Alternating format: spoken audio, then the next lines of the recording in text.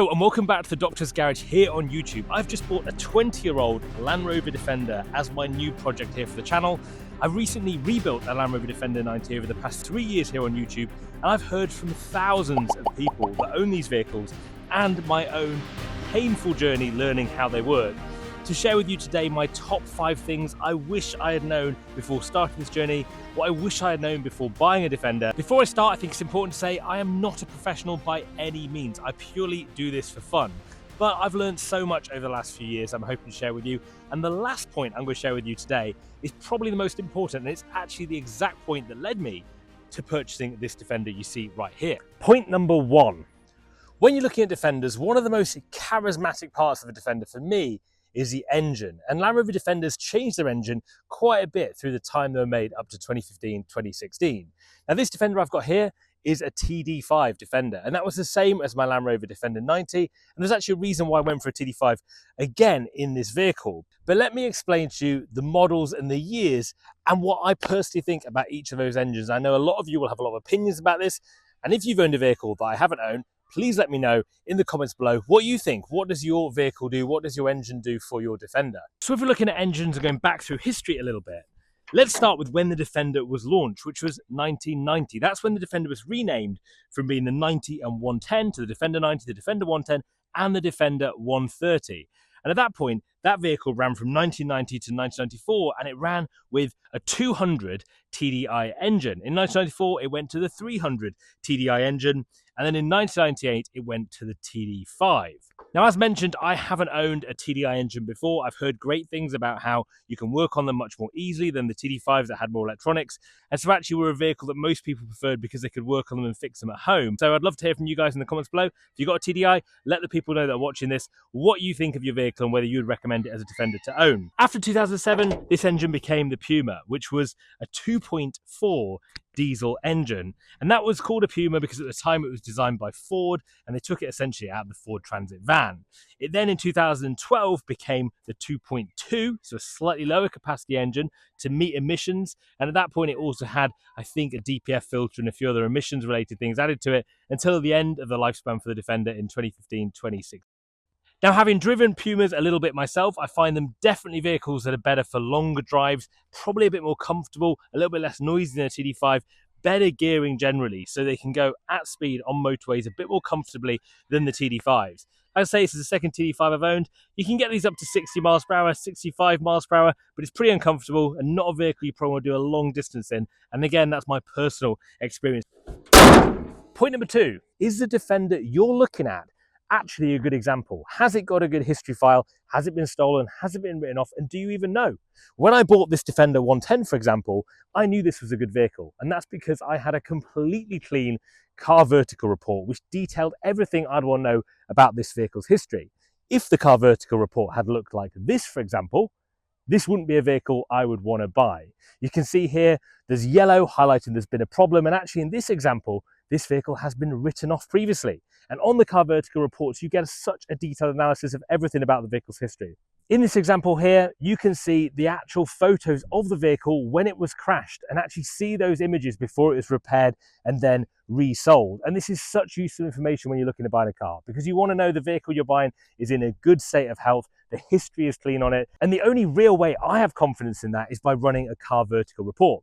If you're new to car vertical, and I say to all my friends and family and you guys that follow me here, you can use my code DOCTOR to get 20% off your first vehicle check with Car Vertical when you're looking at buying your next used car. Or check out your own car. The vehicle you own might have had a hidden history to it. Check it out with the code DOCTOR and you can go take a look at your vehicle and get a full in-depth analysis report. Point number 3. Defenders are regularly stolen, and when they're stolen, they're often not just sold as they are, they're usually stripped down, back to nothing, and then rebuilt in different parts. If you go to a Land Rover show, you might see a load of parts for sale, and sometimes it's a bit dubious as to why the guy's got 20 doors for sale and 20 bonnets. But if you're looking at a Defender, one of the things I would always check now if I was looking at buying a new Defender, and I certainly did with this one, although I didn't need to, which I will sharing later with you why, is does it match chassis to body to engine? Does the VIN match the V5 document you've got for the car? So to check the numbers on these vehicles, there's a couple of things you want to do. So the first thing is to check right down here on the chassis. And if you go under the vehicles on the right hand side of the front of the chassis, just here, you'll see, if you scratch it off a little bit, I don't want to show this on YouTube, but if you take it all off, you can see where the VIN number is and what the VIN number is. Make sure that matches your documents. That's your chassis number. So that number down there needs to match the one in the engine bay. So if you go under the bonnet here, in that top left area there, you'll see a little black and silver plate next to the coolant. That has your number on too. So make sure those two numbers match, and make sure those two numbers match what's in your V5 from document point of view. And then at least you know this vehicle is matching. And I think that's important when you buy a Defender, particularly now these vehicles aren't made anymore. They're readily stolen and chopped up all day long. And so an important thing to check if you're buying a Defender. Now, point number 4 is rust. Does your Defender look a bit like this? Because most Defenders do, although they're sprayed beautifully on the top and have a very nice interior, a lot of them look a bit like this when you get up close to them. There's flies in there. So let me take you to the Defender that I've just bought and show you how I looked around that and some of the key points I've learned from all you guys that comment on my channel, but also trying to learn myself as to where these vehicles rot, and certainly some hard lessons that I've learned along the way. From the outside, Defenders, as mentioned, can look a little bit tired in their bodywork, but really the worst problems with these hangs underneath them, and particularly the chassis. So let's take a look under this Defender. I'll show you what an average Defender looks like. Now this is pretty average. The chassis on this is actually not too bad. Although that looks quite rusty to the untrained Defender eye, that actually is still pretty solid. It's just surface rust on here. There's no holes in the chassis. And when you're looking at a Defender or kind of taking a look at potentially purchasing one, you want to lay under these Defenders and really go with a screwdriver and poke along the whole chassis where you feel there might be rust and corrosion. So places they usually rot out is the rear cross member. Now, the rear cross member is this bit across here. And on this Defender, I've actually just sprayed that with a rattle can about 2 weeks ago. Before, it looked very similar to the inside of that skip. However, now I've done that, you can see it looks good. And if I was going to sell this, I could just coat it up, make it look good for the week. It would look like this. Eventually the rust would come through. So there's a lot of tricks that people do to make Defenders look better than they are. The way to know if your cross member is actually going is to take a look inside them through here, probably the other side actually. If I go down here and take a look, you can really see on here, for example, this cross member is delaminated. So it's started to split here.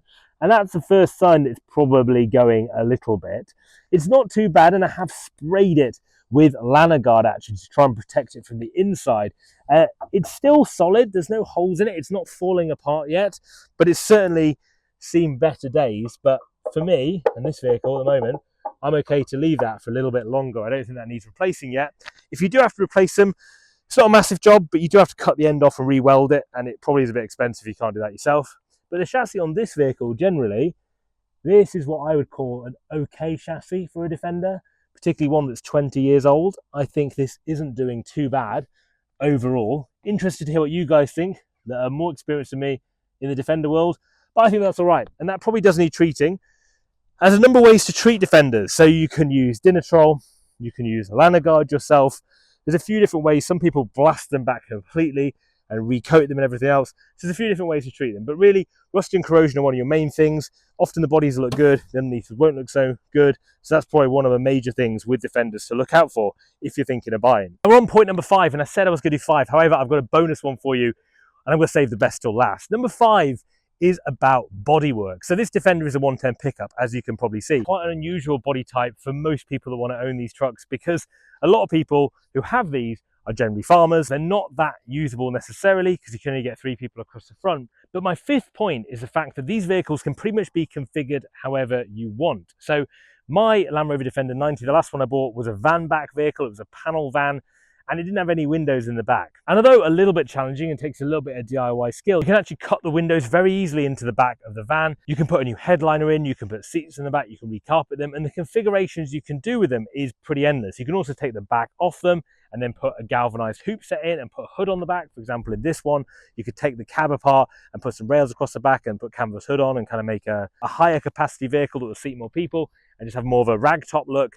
Or you can keep the cab on and keep it like it is. So there's a lot of options when it comes to Defender configurations. And I think when you're looking for a Defender, I wouldn't get hung up necessarily on those configurations if you're after a certain body style. For things that are station wagons or not station wagons, if you're just after the aesthetic look, you can create that yourself.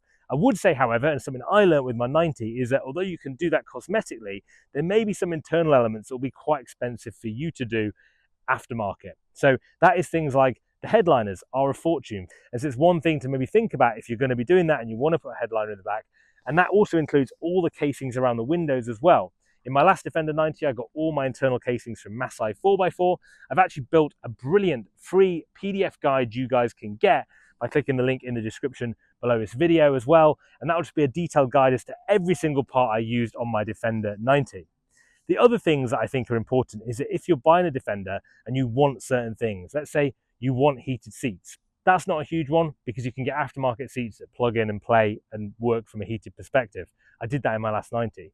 If it's stuff like air conditioning or stuff like electric windows, they're a little bit more challenging, particularly air conditioning. So if you really want air conditioning in your Defender, I'd probably recommend getting it when you buy it.